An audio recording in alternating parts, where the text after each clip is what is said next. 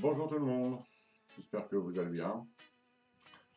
Alors, qu'est-ce que je voulais dire? Oh, non. Oui, non, je voulais remercier tous ceux qui m'ont laissé des coms. Pour le matériel, pour l'instant, hein, j'ai une vieille webcam, donc et puis le micro, ça attendra aussi. Pour le reste, oui, je vais essayer Thierry. Hein. Je vais sourire un peu plus, hein. Pas évident non plus. Donc voilà, non, on va s'améliorer. Hein. Je sais que pour la voix, c'est pas terrible, hein, c'est un micro qui est sur la cam, là, et pas terrible. Je me prendrai un micro-cravate. Donc voilà, donc merci encore à tous, et puis place à la vidéo. Allez, à tout à l'heure. Salut tout le monde. Petite sortie avec l'ami bébé. Voilà, donc on pourrait bien commencer. Et petite trouvaille. Un petit bout de temps que j'avais pas fait, bon, même si elle est cassée. Voilà, une petite fibule. Allez, je reprends après. Les fibules, un de mes objets préférés. Celle que je viens de trouver, en plus, c'est une fibule losangique émaillée du 1er siècle après JC. Le nom fibule vient de fibula, qui veut dire attache. Comme beaucoup d'entre vous le savent, la fibule a pour fonction de fixer les extrémités d'un vêtement. Je mets des exemples là, pour ceux qui ne le savent pas. Les premières fibules sont apparues il y a plus de 3000 ans. En fait, elles n'avaient pas encore la forme que l'on connaît, mais étaient plutôt des épingles droites, hein, comme celle que je vous présente ici. Mais ce genre d'épingle était peu pratique. Le risque de se piquer, de les casser ou de les perdre en se penchant était très grand. Donc au fil du temps, ils se sont aperçus qu'en tordant l'épingle de l'extrémité, c'était beaucoup plus pratique et ils risquaient plus de se blesser et encore moins de les perdre ou de les casser.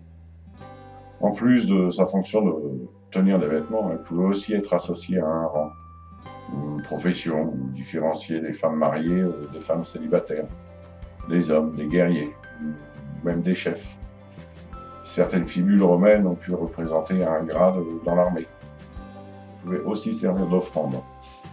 Comme par exemple dans la source de la Seine, peut-être Châtillon-sur-Seine, où j'ai eu la chance de visiter le musée, et ça je vous le conseille, il est vraiment superbe, où ils expliquent et exposent les fibules, puis d'autres objets bien sûr. D'ailleurs j'avais fait une vidéo sur ce musée, vous pouvez la visionner, je vous la mets là, vraiment pas mal. Le musée, hein, je parle, hein. Il est vraiment sympa. Et donc dans cette source ils ont découvert... plus de 300 fibules. Ils ont fait des statuettes, des monnaies, des choses comme ça. Les fibules, c'est encore un objet qu'on utilise actuellement sous un autre nom, mais on les utilise encore. Hein. On les appelle maintenant des épingles à nourrice ou des broches. Mais bon, même 3000 ans après, on utilise encore ce type d'objet. Voilà pour la fibule pour le moment. Je parlerai de différents types de fibules dans d'autres vidéos. Bon, petite trouvaille.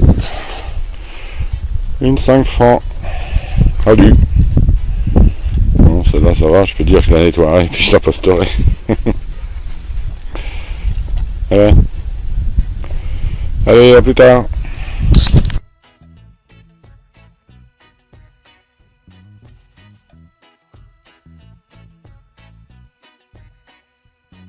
Tout... Vous avez des carottes? Oh, petite trouvaille de l'ami bébé. Voilà. Une montre à gousser. Ça faisait un bout de temps que je l'avais pas vu. Moi non plus. Voilà. Content. Comme ça tu peux arriver à l'heure. Ouais, exactement, je peux partir à l'heure, voilà. Allez, à plus tard. Oh, petite trouvaille. Hop. Une boucle. Et un coup de pelle. Voilà, allez, à plus tard. Oh, petite trouvaille. C'est un petit bout de temps que je n'avais pas fait. Bon, un peu savot, mais voilà, un sesterce.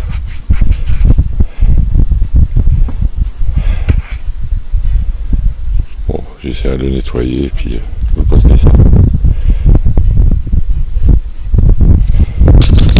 Bon, qu'est-ce qu'on peut dire sur le sesterce? Alors, déjà, à l'origine du sesterce, au 1er ou 2e siècle avant Jésus-Christ, c'était non pas les gros pavés là, qu'on trouve souvent, mais des toutes petites monnaies en argent, qui faisaient à peine plus d'1 gramme. Et ils sont très très rares. Et ça représentait un quart de denier. Vous en avez un exemplaire ici. Vous savez d'où vient le nom sesterce? Ça vient de sestertius. Sestertius, voilà. Ou semi-tertius, ce qui signifie demi-troisième, c'est-à-dire 2,5. En fait, un sesterce valait 2,5 as. C'est pour ça qu'on trouve souvent des demi-as. Donc voilà, un sesterce c'était 2 as et demi en fait. Et vers 145, ça valait 4 as. Ensuite, le sesterce, comme on connaît, hein, les gros pavés là, en bronze, elle est apparue sous le règne d'Auguste, début du 1er siècle avant Jésus-Christ. Et ça jusqu'au 3e siècle, après JC. Un sesterce en général c'est plus ou moins 27 grammes. Bon, et vite fait une petite histoire. Hein. Dans l'Oise, il a été trouvé un gros dépôt de sesterce, plus de 11 000 monnaies. Ça fait quand même plus de 300 kilos. Mais les abrutis de découvreurs, ils ont tout fait fondre pour revendre au kilo. Voilà, c'était une petite anecdote. 11 000 monnaies, vous imaginez un peu? Ça fait gros quand même, hein. Fallait des sacrés sacs. Hein. Comme il a été découvert dans la Seine de la Source.